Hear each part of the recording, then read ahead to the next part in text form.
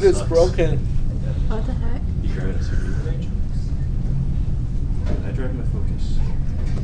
Well, aren't you just special? I am special. It's the SVT version. You have an SVT Focus? Yes. What year? It's a 02. Okay. I thought we were all poor in here. Evidently not you two. I drive this 12-year-old minivan, so. Yeah, it is 42. Yeah. You just take Almost to retirement.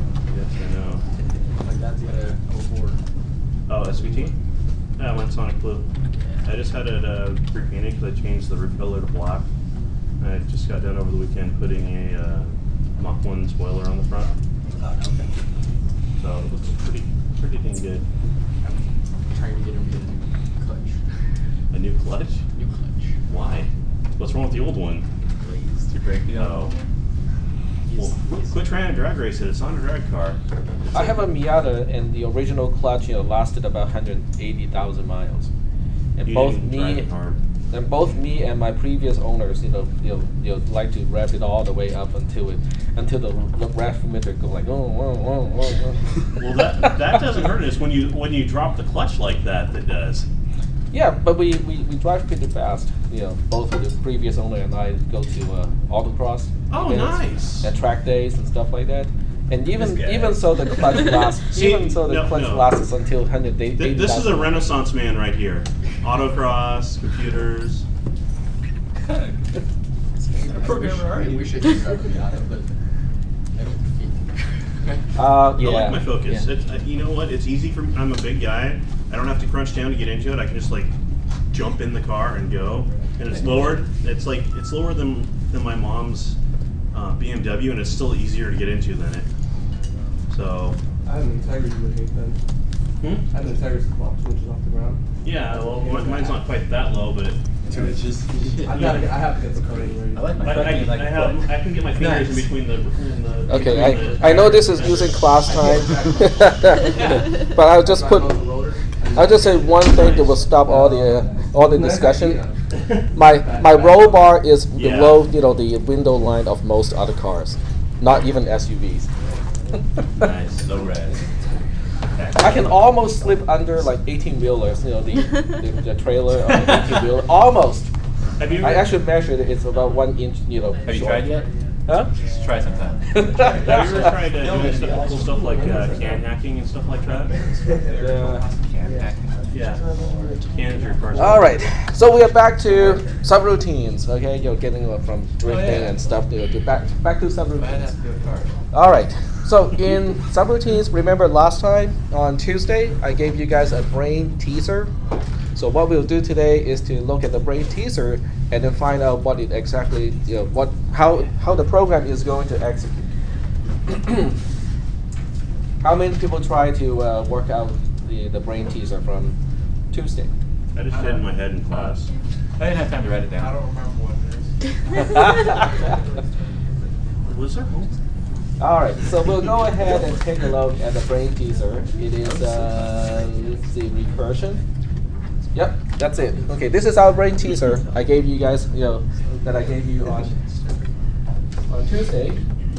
And what makes this one interesting is we have a subroutine calling a subroutine, from inside the subroutine. But we dealt with that already from the previous example.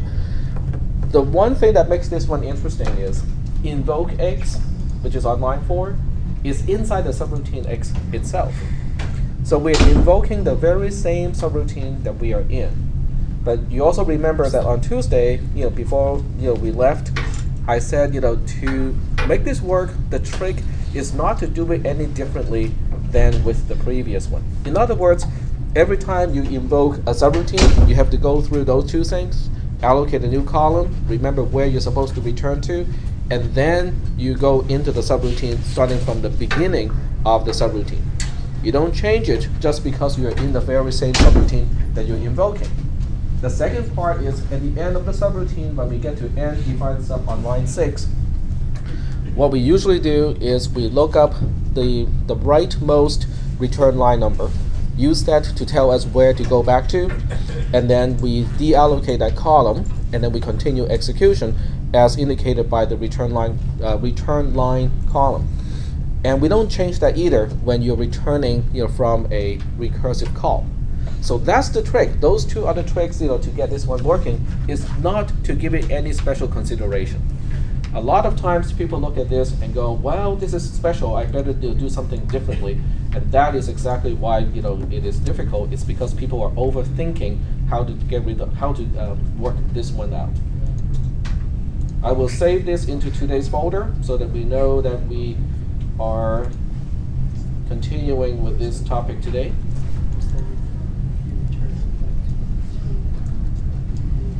All right.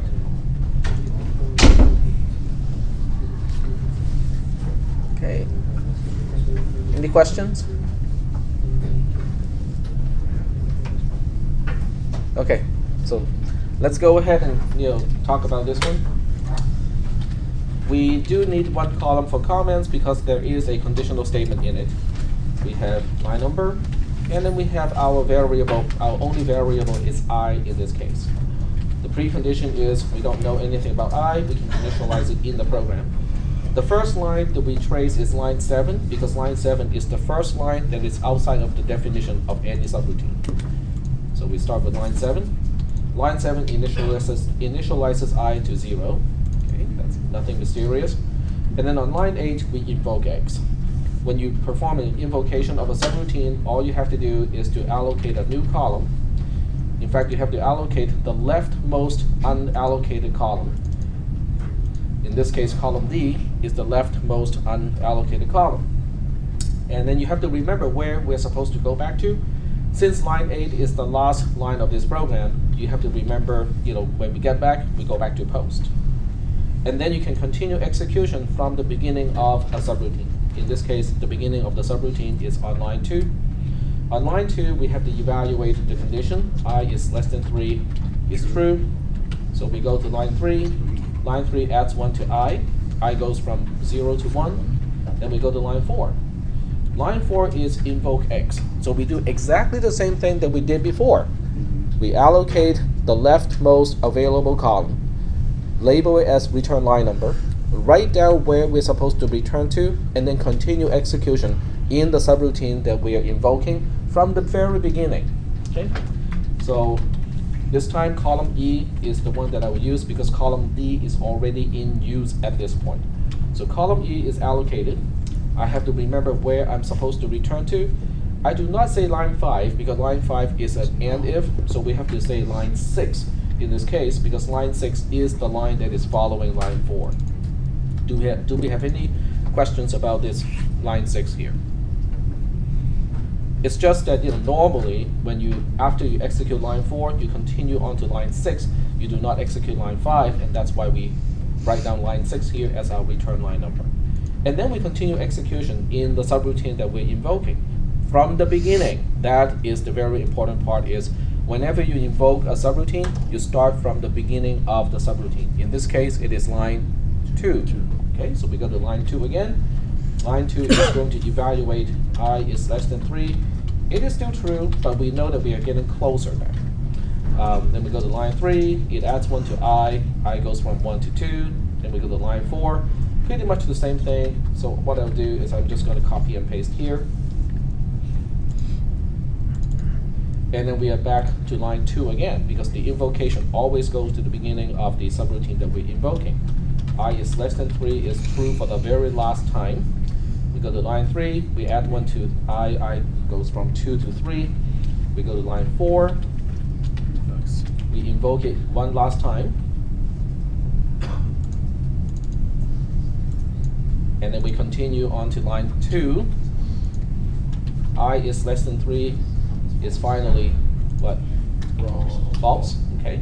So that skips the entire conditional statement. So the next line we execute is line 6. Line 6 is the end of a subroutine. At the end of a subroutine, what we do is we look up the rightmost return line number. And in this case, the rightmost return line number is on column G. It tells us that we have to go back to, guess what? Line 6. Oh, that's okay. There's nothing wrong with that. We can always go back to line 6 from line 6 because return line number tells us that we have to go back to line 6. But we have to do one more thing here, is to remember that this column is no longer in use. So we have to go use a strike-through font to make sure that we understand that column G is no longer in use. Now we're back to line 6. But this time, when we get back to line 6, we have to do exactly the same thing, but the rightmost return line number is no longer column G, it is column F now. Column F tells us to go back to line 6, fine, we'll go back to line 6, but at the same time, we'll also indicate this column is no longer in use. When we execute this line 6 on row 21 of the trace, we do pretty much the same thing. We look up the rightmost return line number. In this case, it is column E. Column E tells us to go back to line 6. And then we have to deallocate column E. So column E is now deallocated. We're back to line 6 again. And we have to look up the rightmost return line number. It is column D. Column D tells us that we have to continue at post. That's fine. And then we deallocate the return line number. And then we continue on to post. But because we are at post already, that means we are at the end of this execution, end of trace. Are we doing okay so far with the concept of recursion? Yeah. Okay. It is very mechanical. There's nothing mysterious about it. Well, all you did with that was just make a loop in a different way. It is a loop in a different way. There is a, without proving it, okay, the claim is if you can use a loop to do anything, you can use recursion to do exactly the same thing. And vice versa too. If you can use recursion to do something, you can always turn it into a regular loop. So the choice between recursion and a regular loop has to do with which way is a more natural way to represent the solution. Sometimes it is better to use a regular loop. Other times it is better to use recursion. Okay? What do you think in real life is recursive? There's really quite a lot of things in real life that are recursive. Typically, when we talk about recursion, we're talking about things that are quote-unquote self-similar. In other words, you look at the big item consists of smaller items. But when you look at each smaller item, structurally speaking, it looks exactly the same as the bigger item. What do you think in real life has that particular property? Yep. A Russian doll.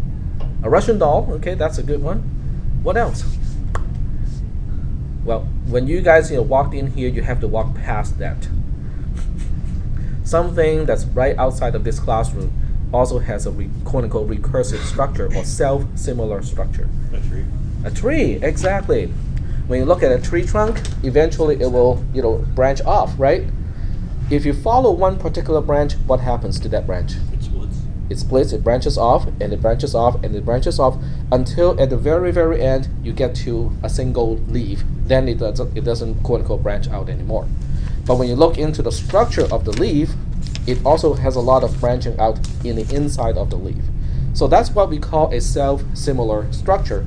When you look at the big item, you break it down into smaller components. But the structure of each smaller component is very similar to the big structure that you just broke up. What else do you think is self-similar or recursive? This time use a computer context. Okay, within a computer systems. Sorry. Menuing systems. Menuing system is one, and there's one thing that we talked about already. When we talked about top-down design, and that is also recursive. File systems. File systems, directories. Okay, when you look at a directory, when you look at the top-level directory, the root directory, it has directories and files. What happens when you look at one particular subdirectory of the main root directory? It looks about the same, right? It can have subdirectories and files inside. When you look into one subdirectory of the subdirectory, it's the same way. So recursion lends itself to structures like that. In mathematics, what do you think is self-similar? There are a lot of self-similar structures in mathematics. Could you do something with that mouse up there? So it's like there's another laser mouse up there. Oh, it's Like shining like right this way. this one. Yeah, there you go. That's good. There we go. Okay, how many people know, we talked about factorial already. Yep? Yes? Yeah. Okay, so we say 5 factorial is 5 times 4 times 3 times 2 times 1. Pretty boring stuff. It actually has a lot of application in mathematics and statistics, but it looks pretty boring. But I claim that factorial also has a recursive nature. In other words, the bigger problem can look like a smaller problem. I mean, they can be broken up into something and a smaller problem. 5 times 4. Yeah, exactly. Because if you look at this portion here, doesn't that look like 4 factorial to you? Mm-hmm. So that means instead of writing 5 factorial in the long way, I can just say that 5 factorial is 5 times 4 factorial. And when you look at 4 factorial, it is actually 4 times 3 factorial. Mm-hmm. When you look at 3 factorial, 3 factorial is 3 times 2 factorial. 2 factorial is 2 times 1 factorial. And 1 factorial, interestingly, is 1 times 0 factorial. 0 factorial Equal is 1. defined as 1. Yeah. That's the only time you stop the recursion, because at some point you have to define the exact meaning of it. So we have recursive definition here as well. Okay. Are there any questions about what I mean when I say self-similar or recursive structure? Yep. The Fibonacci sequence fall into this category? Definitely. The Fibonacci sequence number, the sequence or the way you compute the Fibonacci numbers definitely can fall into this category. And in fact, that's one of the examples we'll use later, but not right now because we don't have all the tools to define a subroutine to compute Fibonacci numbers. Are we doing okay so far with the concept itself? So what we'll do is I will go ahead and save this file first. And we are pretty much done with the control structure of a subroutine. Okay, we are done with the rationale. We are done talking about multiple invocation within a nested invocation. We talked about how you can invoke a subroutine from inside a subroutine, and then we proceeded to talk about recursion, which is kind of like a strange version of invoking a subroutine from a subroutine, because it's actually invoking the very same subroutine that you're in. So we are done with module 65, and now we are ready to move on to local variables. Now, if I say local variables in this class, doesn't that mean that there are variables that are not local? In fact, those are the variables that we have been using all along. They're called global variables. The term global variables refer to the fact that those variables can be accessed anywhere within the program. It doesn't matter whether you're in a subroutine, in this subroutine, that subroutine, or the rest of the program, a global variable is visible in the entire program. If I just go back, well, I have closed that window already, but I'm just going to go back there to illustrate the point. So we go to Office, Calc, open up the same recursion program. If you look at the source code of this program, inside subroutine X, I can refer to I, but outside I can also refer to I. So that tells you that I is a global variable.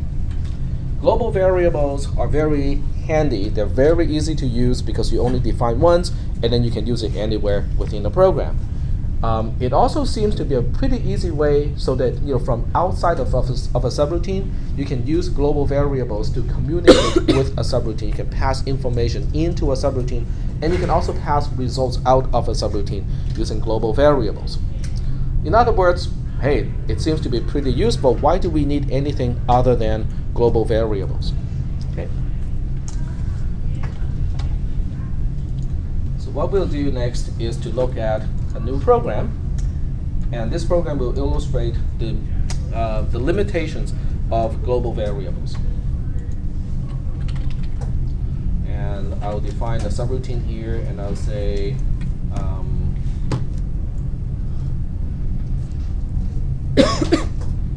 I'll just call this subroutine X. Okay, subroutine X is going to do the following. It has a counter variable I, and I'll say while I is less than 3, do the following. And what it's going to do is, for each iteration of the loop, it is going to double the value of y, like that. I get I plus 1, and while, and define sub, fix the indentations.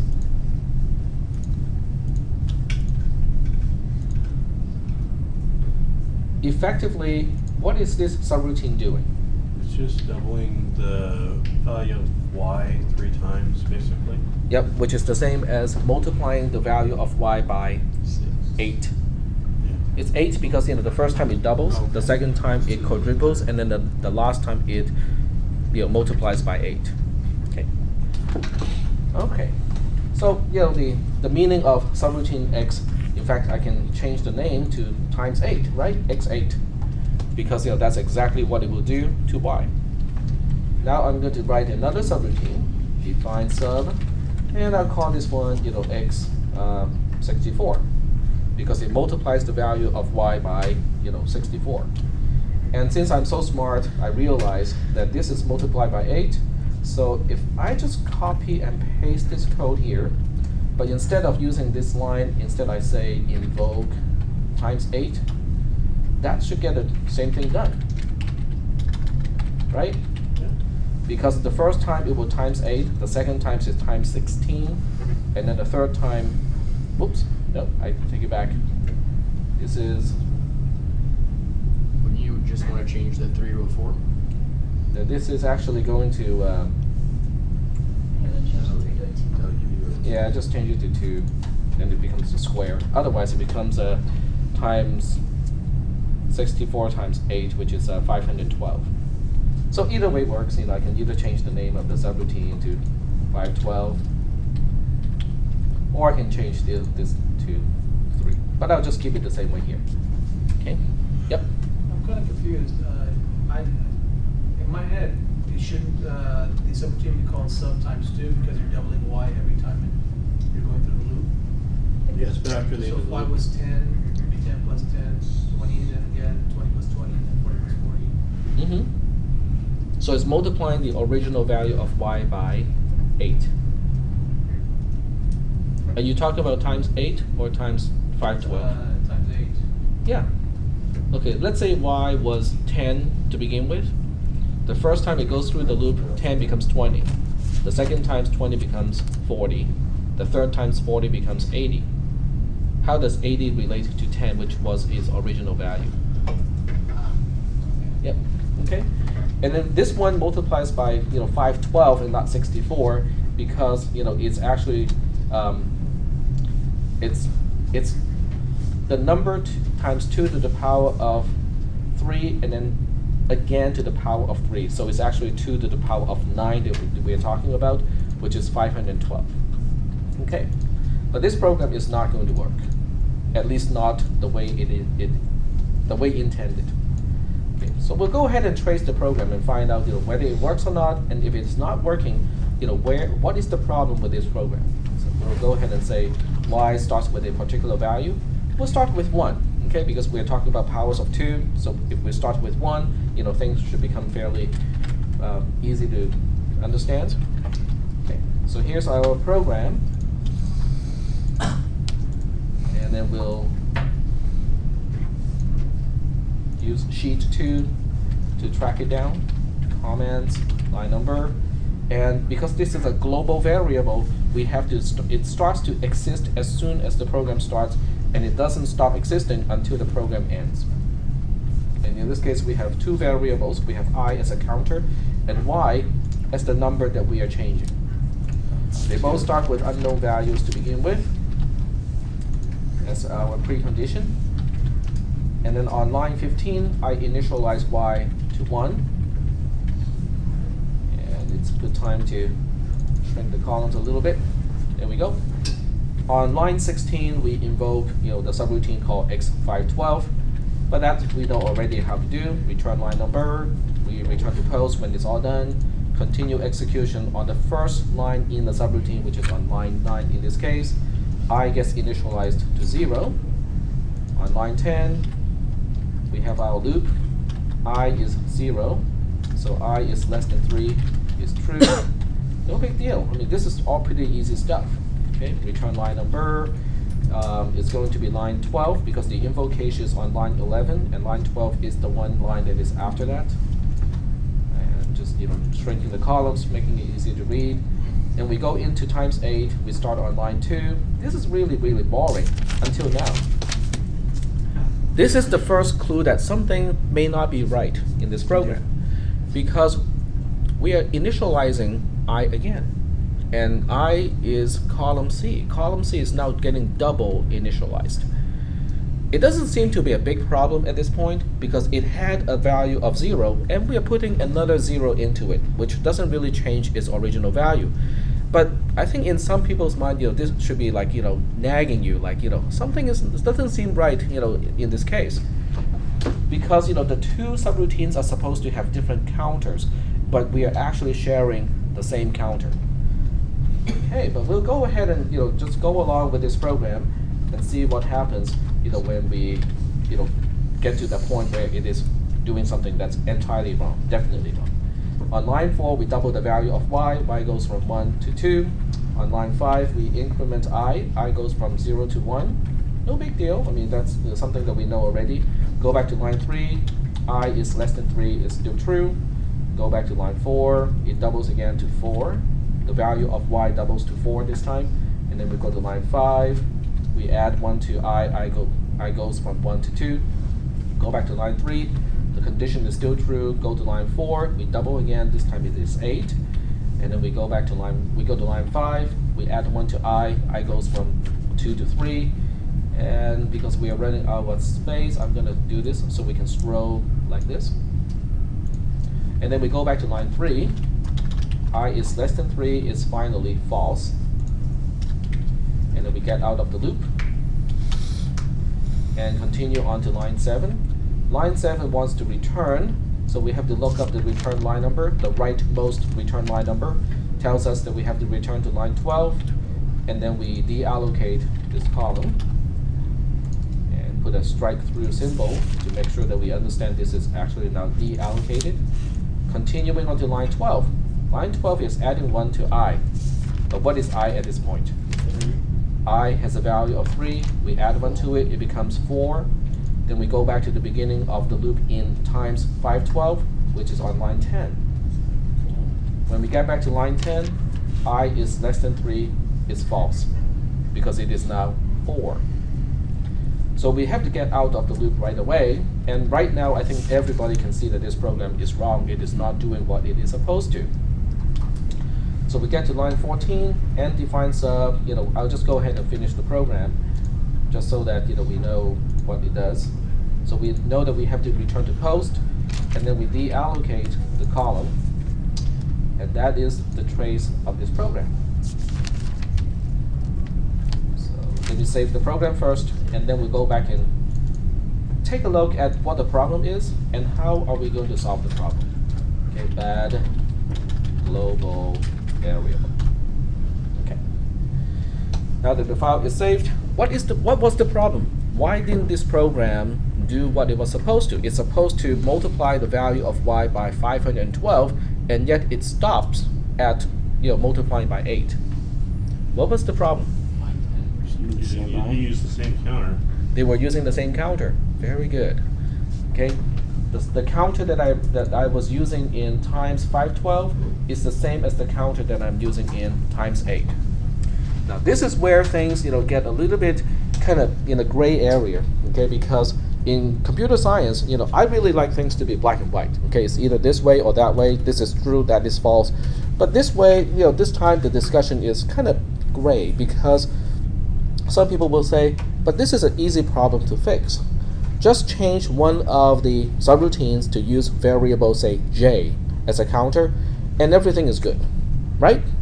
In other words, let me save the program again, and this time you save it under a different name, okay? And I'll just say bad global var 1, okay? So someone can say, well, but why don't we just change this one and make sure that in times 8 we use variable j instead? Okay, that's easy enough, right? but I can forget to change every single one. Like what I've just done here. I just forgot to change line 5 to refer to j. It is still referring to I.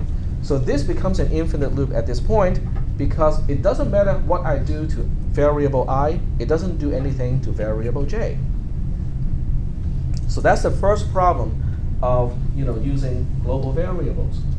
Okay, is even though you can change the name for each subroutine, there's no tool to make sure that you are using those new names per subroutine consistently. That's one problem. Okay, let's just say that okay, well that's fine. That's only because TAC is careless, but I'm not careless as TAC is. So this kind of problem would never happen to me. Okay, let's just say that that's true. Okay, some people are much more careful than I am and never make mistakes like what I just did. What if you have 500 subroutines? What are you going to do with the variable name as a counter? Cry. Well, you will exhaust all the single digit or single letter variable names. Then you move on to double, right? I mean, And then you end up reusing one by accident. Yep. Then you can choose one. You can use a wrong one by accident. But remember, we said that these people never make mistakes. Yeah, Microsoft, right? Okay. So let's just say that these people never make mistakes, but you still have to come up with new names every time you have a new subroutine. But I have a smart way of doing it. We'll just use the name of the subroutine as a prefix. So this time it is 8 times 8 x8 underscore I. The other one is x512 underscore I. So this way, it is unique to each subroutine, and problem solved. Right? We still have other problems because global variables cannot support recursion, and recursion is one of the kind of really important tools when you get to certain types of data structures. In CISP 430, there are problems that can be solved using non-recursive algorithms, but the solution, the non-recursive solution, is much more complicated than the recursive solution. Okay. So with all these problems, we kind of have to say that, well, maybe it wasn't such a good idea to use global variables. But what are our options? Well, that's why we have Could you increase line 10 to a higher number? line 10. Instead of 3, say 6 or 7 or 8 or something. Yeah, you can. Yeah, then you have to change the name of the subroutine because you will be multiplying the value of y by something else. But the problem is, we have a problem with global variables. Okay, I have just explained the multiple problems with global variables, and there are no easy fixes. Okay, there are only easy fixes when your program is this short and this simple. But when you're dealing with programs that have thousands, at least thousands and thousands of subroutines, then it becomes really hard to manage your global variables. If people make a single mistake to refer to the wrong variable in a subroutine, there's no easy way to find it out. Okay? So that means, well, maybe it wasn't such a good idea to use global variables. And that's why we have local variables. So we'll go ahead and change the program to use local variables at this point. So we'll save the program yet again, and this time we will say good local variable. In most programming classes, you will also learn that most professors, instructors, your boss, your mentor, programmers will all say that global variables are evil. And truly they are. They're evil not only because when you use them, bad things can happen, but also because it is very tempting. Okay, I can fix this program, I can add this feature just by adding this one global variable, so I can communicate from this part of the program to that part of the program. It is a very, very tempting thing to do because it is an easy fix, to extend the capability of a program and to do certain things. But in the end, global variables can make a program extremely difficult to debug. It's really hard to explain that part at this point because we haven't explained parameters. So we'll just go ahead and explain local variables first. To use local variables, what we are doing is we are inserting a row here, and say in this case it is I. I'm going to go switch everything back to use the variable name called I, just to illustrate that with local variables, it doesn't matter. Each subroutine can have its own local variable I, and it doesn't cause problems whatsoever. So this one has a local variable, and we'll change this one to a local variable as well. So this will be local I as well. Local I is not actually an action. It doesn't really do anything. All it does is to declare that variable I is a local variable. And that's all. And of course the line numbers will change like that. All right, so now we have a new program that makes use of local variables. There are two aspects of local variables that will make it different from global variable. The first one is it is local in the sense of lexical level local, scope level local. What that means is this variable I, which is declared as local inside subroutine times 8, is visible only within times 8. In other words, the main program has no visibility of this local variable I. Even times 512 has no visibility of this local variable I. The same thing about the other local variable I. Local variable I on line 10 is visible only from line 10 to line 15. Nowhere else in the program can you refer to this variable I. So this is a static scope type of local, which means the visibility of a local variable is limited. Okay, not the entire program can see this local variable I. It is only visible when you're in the subroutine, in this case x512. Okay. There's also a different aspect to it. It is also local in the sense of its lifespan. It doesn't exist forever. Local variable I, or excuse me, global variable I exists forever. From the time you start the execution of this algorithm, all the way to the end all the way to post, this global variable I exists. But when we are talking about local variable, that's not the case anymore. So let's go ahead and trace this new program. So I'll go ahead and go to sheet 1, look at the code, and I'll delete sheet 2 because we have to start a new trace anyway. So we'll delete that one and trace it in sheet 3 instead. Comments as usual, and then we have line number. This time we only have a column to represent global variable y because I is not a global variable anymore. It doesn't exist by default when the program starts to execute. And to make this trace a little bit shorter, I'm going to change this one a little bit here and just change this to times 4. And that one will be, let's see, 4 to the, this will be times 16. Okay. Otherwise, it would just be going through a lot more iterations than it needs to illustrate, to make my point. Okay. This is my precondition. Y starts with an unknown value. Yes? Did it change the invoke x8 to invoke x4? Oh, that's right. Yeah, they changed that too. Yep.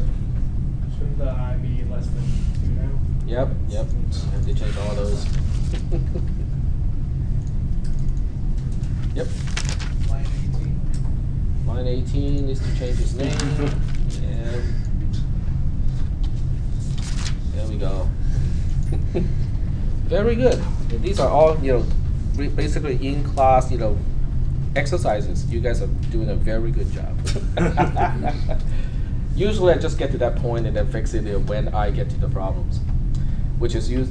Okay, but that actually brings up a very interesting topic in programming. What you are doing, okay, looking at the entire program and say, well, that line doesn't make any sense, that line doesn't make any sense, and make me fix all those mistakes before we even try to execute the program. That's called the compiler approach. When you're working with a compiler or compiled language like C, C++, Java, the tool, the compiler, will look through your entire program and spot mistakes and tell you this is wrong, that doesn't make sense, and so on and so forth. And until you fix every single one of those mistakes, you can't even run your program. Okay, that's what a compiled language would do, or a compiler tool would do. The opposite of that would be an interpreter, or an interpreted language. PHP is interpreted, Perl is interpreted, Visual Basic is kind of interpreted in some ways, but it is also compiled in some other ways, so it's kind of the hybrid. But let's take a look at PHP programs and Perl programs. A Perl program the Perl interpreter can check the mistakes, if you ask it to, but it can also say, well, I'll spot mistakes and report it as we get to that point. Okay, so that's, this exercise is actually beneficial because now I can tell you the differences between a compiled language where everything is translated, double checked, before you even start to run the program, versus an interpreted language where we will when we get to that point, we'll complain and spot problems. Which one is better? Your way. Easier. Well, they both have advantages and disadvantages. I personally like the compiled approach better because you can spot all the problems ahead of time, or at least most of the problems ahead of time. And interpreted language is bad in a way because you only get to spot problems when you get to that point. But there's also a big disadvantage to compiled languages. When you have a huge project that consists of 200 files and 5,000 subroutines, a compiled language, or when the project is compiled, it means you have to have the compiler to look through every single line, double check everything before the program can run again. Okay, and that takes time. Compiling a program can take time, if you have a relatively large project. But when you're using an interpreted language, you change one file, it doesn't change anything else. There's no overhead to get the project up and running again. So they both have advantages and disadvantages. Java, actually makes a compromise between the two. It is compiled, but at the same time, it does not have the same overhead as regular C programs. Because it uses a virtual machine in the back end, and that helps to simplify things a little bit. Did you run Java as either interpreted or compiled? It is always half compiled and half interpreted. Okay. When you go from a .java file to a bytecode file, that part is always compiled. But when you execute the bytecode file, I cannot remember the name. Is it a jar? No, jar is an archive file. What is the native bytecode file? I cannot remember the name of the bytecode file. But when that executed, it is always interpreted. So the first part is compiled, and then the second half, when you actually execute it, it's always in a virtual environment, which means it is actually interpreted. Right.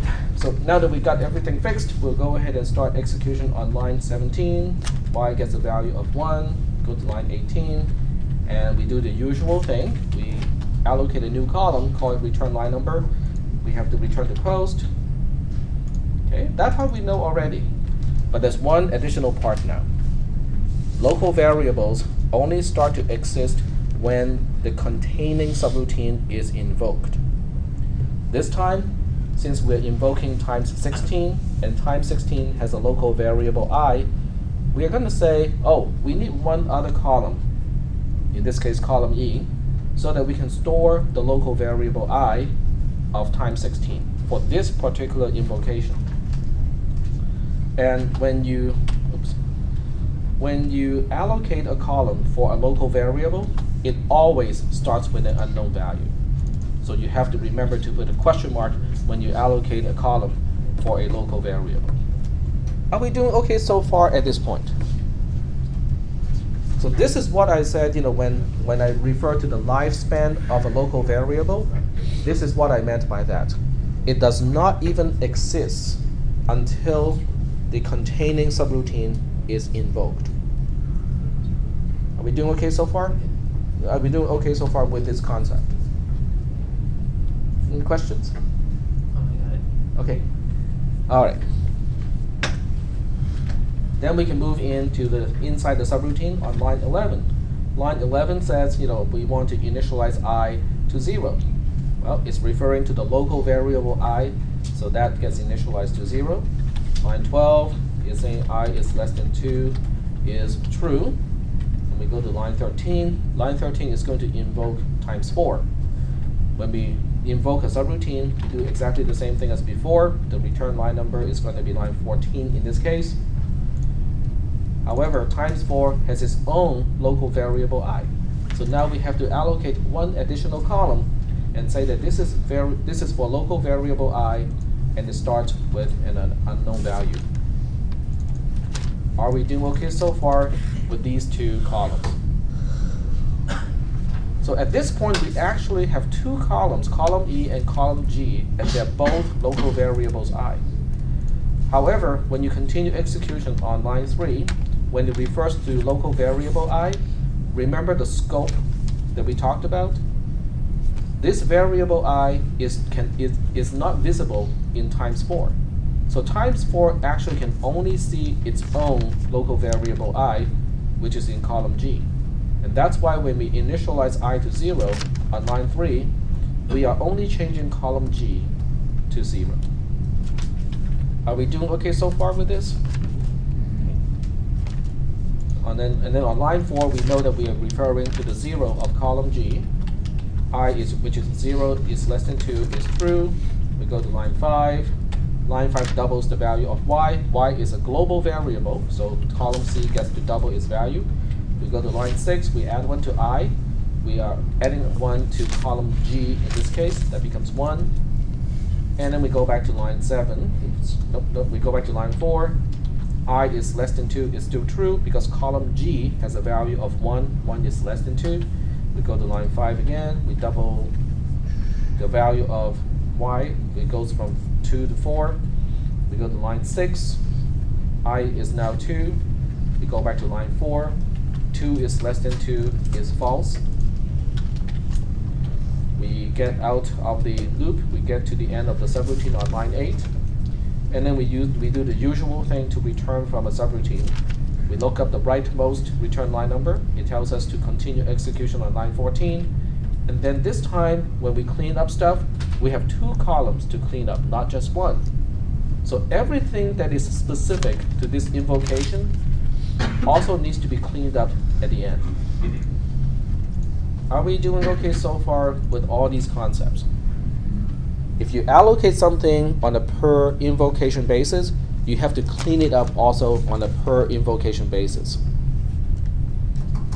The return line number is on a per invocation basis, so is local variable I. Yep. So if that subroutine was invoked later on, then the local variable I within that subroutine would again be undefined? Correct. That is correct. Every time you reallocate a column for local variable I, you always say it is unknown. Okay, and that's a very, very important concept when you're doing C programming, because a lot of times people do not remember that. They allocate a local variable I, and then they immediately start to use it, assuming it has a certain value. That is not true. It has a value for sure. We just don't know what it is. In other words, I has an unknown value, and that's why I use the question mark to represent it. It is just unknown. We don't know what it is. In some other languages, when you start to use a local variable, implicitly it is initialized to 0. I think Perl does that. Visual Basic does that too. But in C programming, it is not. There's no implicit default value when you use local variables. It is always unknown. That's why in this class, I emphasize that fact a lot, and over again, because if people forget about that, it can really cause some really strange behavior in programs, because I really has an unknown value. You can have a program that just so happens that every single time you invoke the subroutine, I turns out to have a value of 0. So for the longest time, when you use a particular subroutine, it seems to be entirely correct. The behavior seems to be fine, no problem. But you can change the order of invocation or change other things in the ordering of the program, and that can change how I has an initial value, and then suddenly the program stops working.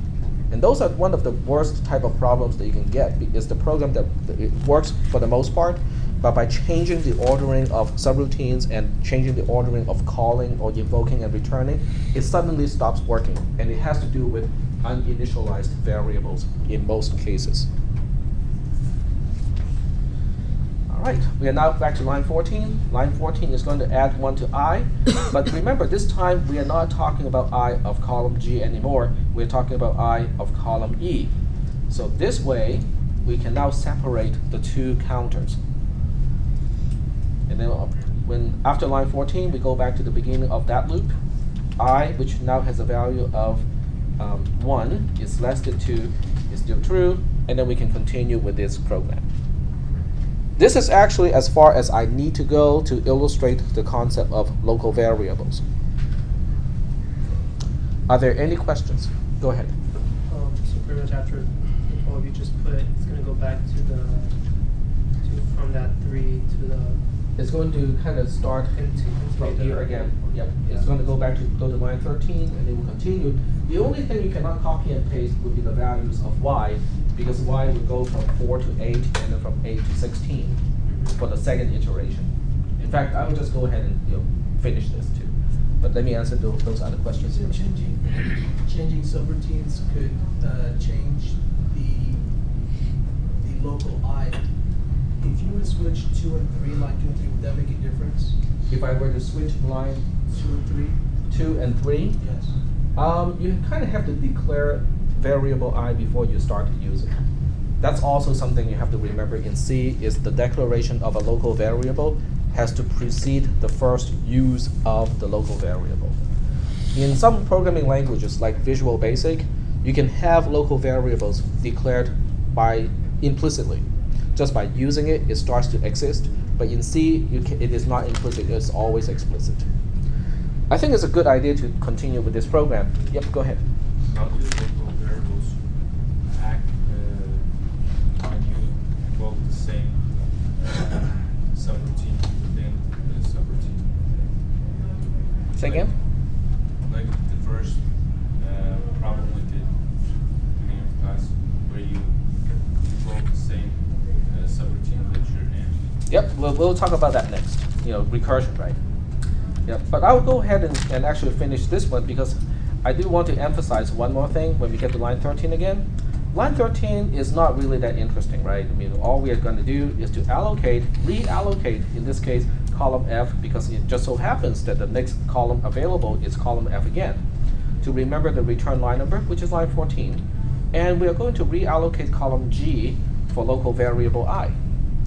So inside the computer memory, when you run the program, this memory location actually still had the value of 2 for the most part. Okay? In other words, if you assume that I has a value of 2 and start with that assumption, it actually works for the most part. But that's only because the last time I invoke something and use column G, it was another instance of x4. Okay? In other words, in this case, you can kind of say that, oh, well, column G had a value of 2 before I exited last time, so it must still have a value of 2 at this point. But that's a very dangerous assumption. Okay? The assumption is dangerous because there are, for the lack of a better word in this class, background stuff that is happening. In other words, stuff that you have deallocated, if you look at this timeline here, between line 18 and line 20, before you reallocate columns F and G, those two columns could have been used by quote-unquote background stuff that is happening. In other words, something could have changed the values of column F and column G between row 18 and row 20 of the trace. So that means you really cannot be guaranteed that the column G still has a value of 2. Okay? The background stuff that is happening that can change all these columns, the technical term is called interrupts. Okay? And interrupts is a kind of advanced topic. Every time you type something on the keyboard, every time you move the mouse, every time you receive a network packet through the network card, an interrupt happens. So those things are happening all the time. It doesn't really affect your program much because in most cases we are not using DOS anymore.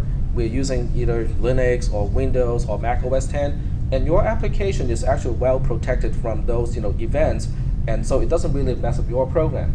But you still cannot assume that a column retains the value from before. Every time you declare a local variable, you always have to say it starts with an unknown value. Okay. Now this part will become more clear when you get to cisp300, probably next spring. Okay. Because you can take cisp360 in the fall, then that will prepare you to take cisp310 next spring, basically 2 semesters from now. All right, so we are back to subroutine times 4, starting on line 3. So I'm just going to do some lazy stuff here and just copy and paste and then make changes to a few lines. The only lines I have to change would be this line here. This go from 4 to 8, 8 to 16. And then we return back to line 14. Line 14 is going to add 1 to I, but that I is actually column E that we are talking about. So column E goes from 1 to 2. We go back to line 12. I is less than 2 is now false. We get out of the loop. We get to line 16. And line 16 wants to return. It will use column D for returning. So we'll return to post. And the program is done. Are there any questions about this trace, the concept of local variables? To summarize, I know you're being, yep, go ahead. In line 16, do we return line N or column D? Oh, forgot to deallocate. Yeah. No, very good. So there are 2 important things we have to remember from this little exercise. 2 aspects or 2 attributes of local variables. One, it is local in the sense that other subroutines and also anything outside of the subroutine cannot see it. A local variable stays local to the subroutine. Yep. So we're the same way for the I on that one too? Sorry? Does the I work the same way on that one too? Oh, I didn't deallocate I. Yep, I should do that too. Thank you. Very good. So that's the first part is it stays local in terms of visibility within the subroutine. The second part is exactly what you guys just pointed out. It is allocated and deallocated on a per invocation basis. I didn't say per subroutine. I said per invocation. Okay? There's a big difference between the two. If I said per subroutine, that means you only have one local variable I for the subroutine x4 or x16. When I said it is on a per invocation basis, that means if you have recursion, every time you invoke the subroutine, it makes a new instance of that local variable. Okay, so that's what we'll take a look next, is to look at a recursive subroutine and see how local variables work out with a recursive subroutine. Yep. Can you widen column C so we can see the 16? Sorry? Can you widen column C so we can see the 16? Widen. Column C. Oh. There you go. Save. All right. So now we'll go ahead and write another subroutine using recursion. And this time we'll try to compute n factorial. Make another spreadsheet for that purpose.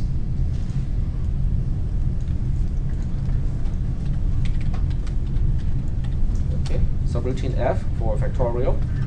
And what it would do is we'll start with a conditional statement. If n equals to 0, well, I'll cheat here and stop with 1, okay? If n equals 1, then the result is 1. Else, what we'll do is we'll have a local variable. So we'll go insert row, local x. X is a local variable. Otherwise, we'll do the following. We'll use x to store the value of n. Then we'll say n gets n minus 1. And then we'll invoke f again. When f returns, we'll say r gets r times x, not n. And if n Line sub, and then we'll fix the indentation.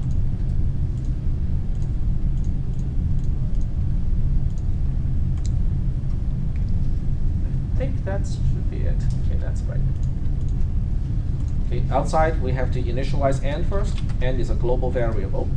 And we'll just say that we want to find the factorial of 3 and invoke the factorial subroutine.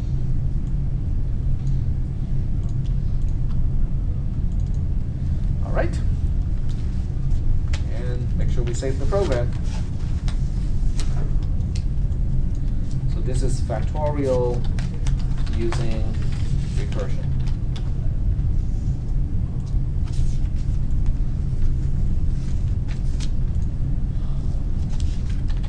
We need comments because we have a conditional statement. We have line number. How many global variables do we have? We have 2. N is a global variable, and so is R. Okay? R, stands for result. Global variables, just like local variables, start with unknown values. And this is our precondition. We start execution on line 12, n gets a value of 3, then we go to line 13, we invoke subroutine f. When we invoke subroutine f, we need to remember where to go back to, so we need to allocate column E in this case to remember the return line number, which is post. And it also has one local variable called x, and we have to remember local variables always start with an unknown value. All right, now we are going into the subroutine starting on line 3. N equals 1 is false, right? I mean 3 equals 1 is false. Then we go to line 4. Line 4 says, okay, whoa. We have to go to else, which is line 6. On line 6, we are going to remember the current value of n. We store that into x. X is our local variable, so now it also has a value of 3. Are we doing okay so far? Okay. Then we go to line 7. Line 7 is going to decrease n by 1. N is a global variable, so when we decrease it by 1, we are changing column C. Then we go to line 8. Line 8 is going to invoke f again. This is recursion, but don't let recursion bother you because we are going through exactly the same motion as invoking a subroutine anywhere else. So once again, we need one column for return line number and the next one for x. X being a local variable always starts with an unknown value. The return line number is going to be the line after the invoke, which is on line 8. So the return line number is going to be line 9. Nothing too mysterious at this point. And then we continue execution from the beginning of the subroutine on line 3. N equals 1 is false because it is 2. 2 equals 1 is false. So just like last time, we have to go to line 6. This time we store n into the local variable x of column h. Are we doing okay so far? Because now we have 2 columns that both labeled x, and they both belong to subroutine f. This is basically what I refer to as you have local variables per invocation. We are currently in the second invocation of subroutine f, and therefore we are using column h as our local variable x and not column f in this case. Are we doing okay so far with this? This is a very, very important concept, is to only make use of the last few columns, not the columns that you have earlier.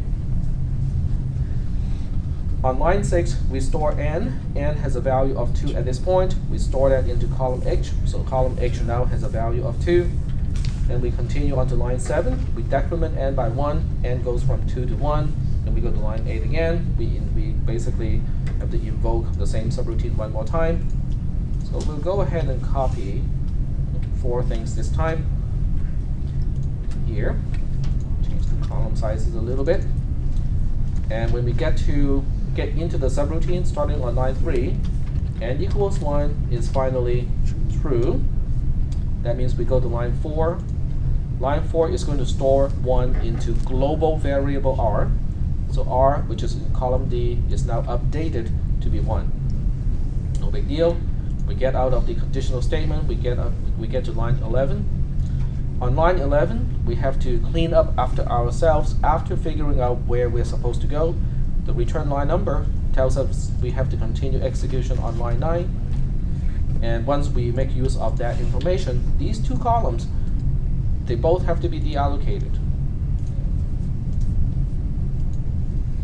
Okay. Are we still doing okay? Now we are back onto line 9. Line 9 is over here. We want to compute the product of R and X. R as a global variable has a value of 1. X as a local variable has a value of 2. 1 times 2 is 2. We store the result back into R, so column D is updated to a value of 2. Once we are done with line 9, we get out of the conditional statement. We get to line 11 again. So we have to kind of split the columns a little bit here.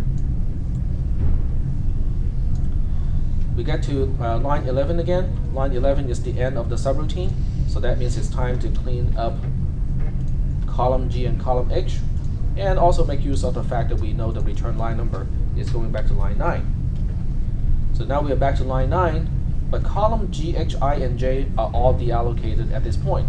So that means when we refer to X on line 9, that X has to be referring to column F. Column F has a value of 3. R, which is column D, has a value of 2.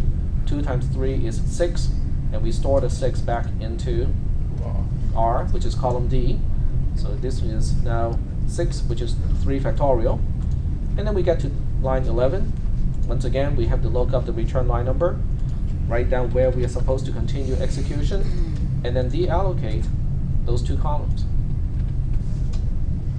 And then we continue execution at post, which means we are at the end of the trace. Are we doing okay so far with this trace? Okay, it's making use of recursion and also local variables. Yep. Instead of using R and X, would it make sense to say capital R for global and small r for local?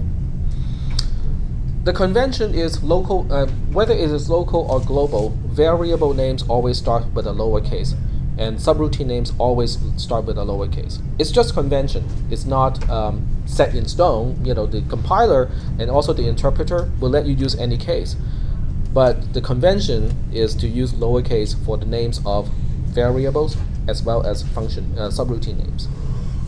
Is it case sensitive? It depends on the programming language. Perl is case sensitive, C is case sensitive, Java is case sensitive, Visual Basic is not case sensitive. Just about everything in Microsoft is not case sensitive, so your file names are not case sensitive either in Windows and in DOS. But in Linux, everything is case sensitive. I believe that's also true for Mac OS X. Can anyone? Yeah, it's case sensitive. It's case sensitive because it is a Unix. It's a Unix type. Yep. System. And it gets really annoying when you start using like mixed uppercase letters to represent file names, because you could have 10 files that are all the same name with different uppercase letters, and that would just get really annoying.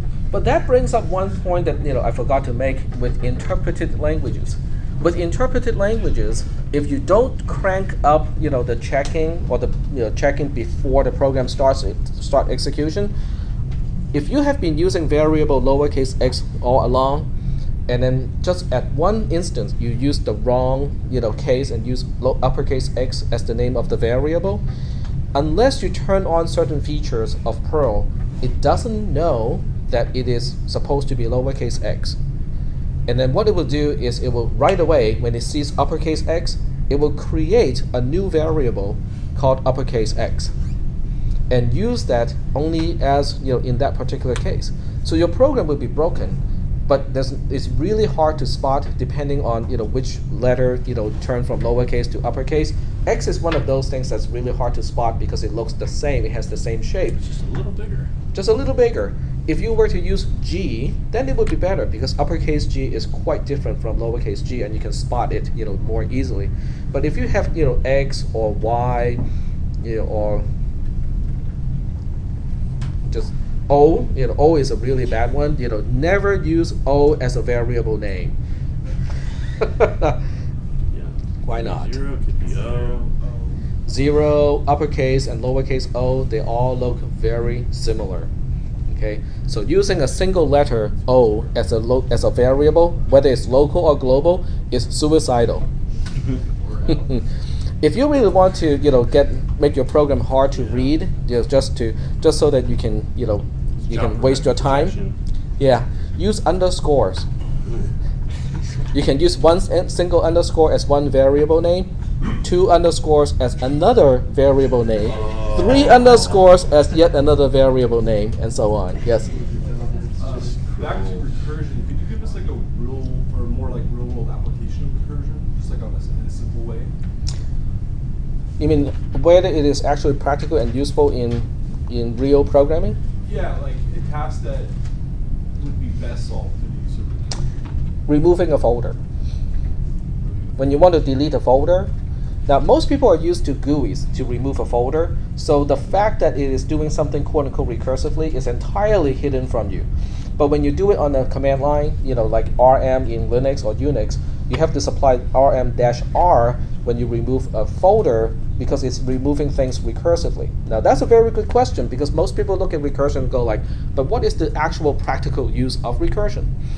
Okay, let's take a look at a particular file system. I'll just go ahead and use mine here, and we'll just take a look. Okay, we'll take a look at a file system here, and go to my home folder,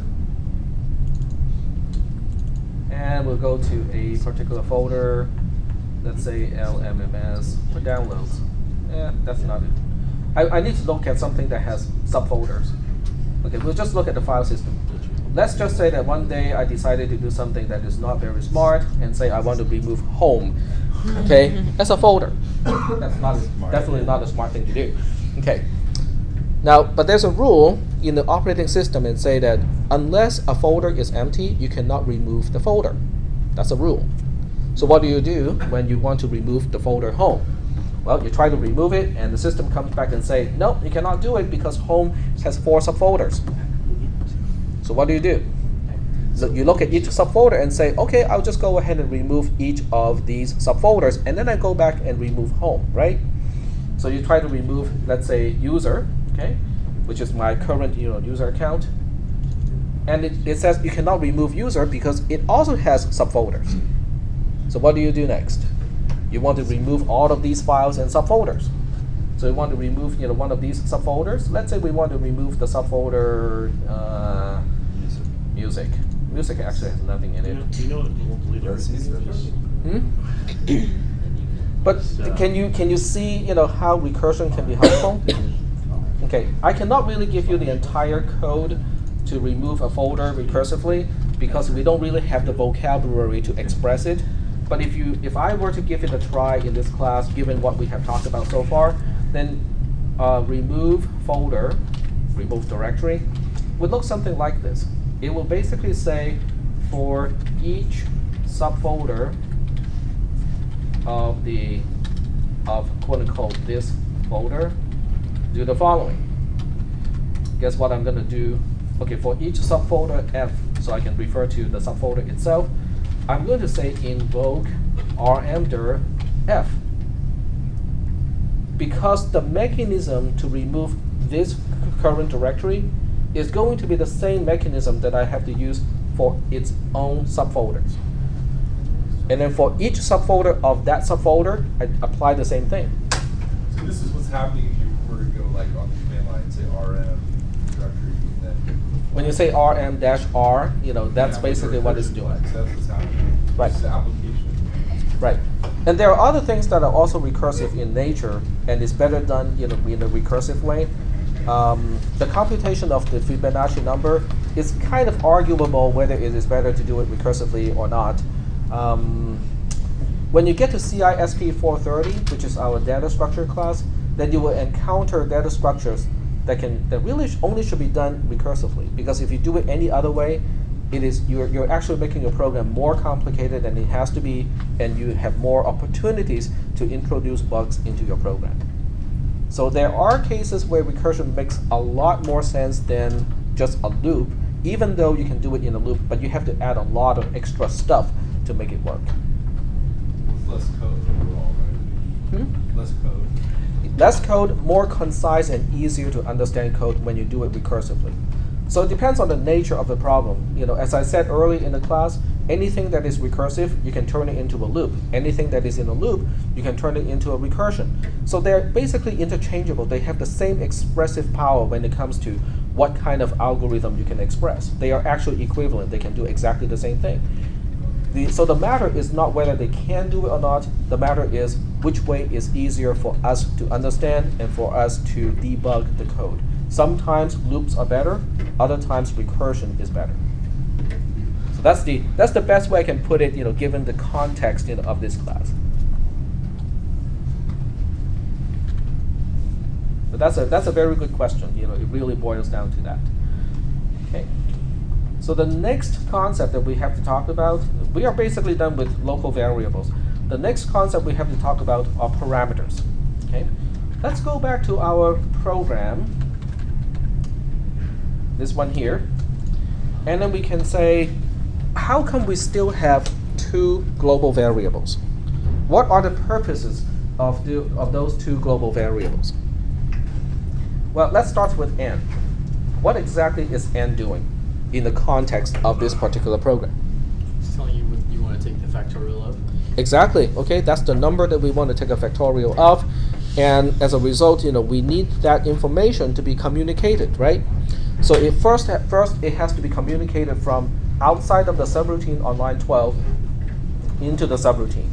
But every time you do the recursion, you call f again, you have to remember to update n so that the next invocation of subroutine f will deal with n with 1. The value of n will be 1 less than before. That's how you can go from 3 factorial to become 2 factorial, 2 factorial to become 1 factorial, where we actually solve the problem. That's the purpose of n, is to pass information into or out of the subroutine. Into. Okay? N is only used to pass information into a subroutine but not out of a subroutine. Then what is the purpose of R, the global variable R? It's to return the result. Returning the result, okay? And that's why I name it R for result, or return value. So R is used to return the value or the computation or the value of factorial. In other words, the first time I actually set the value of R is when n equals 1, because I know the value of 1 factorial is exactly 1, and that's the first result I can get. But after that, for each invocation that I'm backtracking, after I invoke f, I know the factorial of n minus 1. If I know the result of n minus 1, I know my own factorial, because my own factorial will be n times n factorial, n minus 1 factorial. But I lost n already because I decremented that. So that's why I use x as my local variable to remember what my n used to be. Okay? So R is used to pass information out of a subroutine, n is used to pass information into a subroutine. We are running out of time right now, but I can tell you in the next discussion on next Tuesday, we'll talk about parameters. And parameters are exactly used to pass information into and also out of a subroutine. We'll start with passing by value, which is only useful for passing information into a subroutine. In other words, our n here will be the first one to convert into a parameter. So we'll continue with this program on next Tuesday and use parameters instead of global variables. Yep. I have a question on the homework. Okay, hold on, let me stop the recorder first.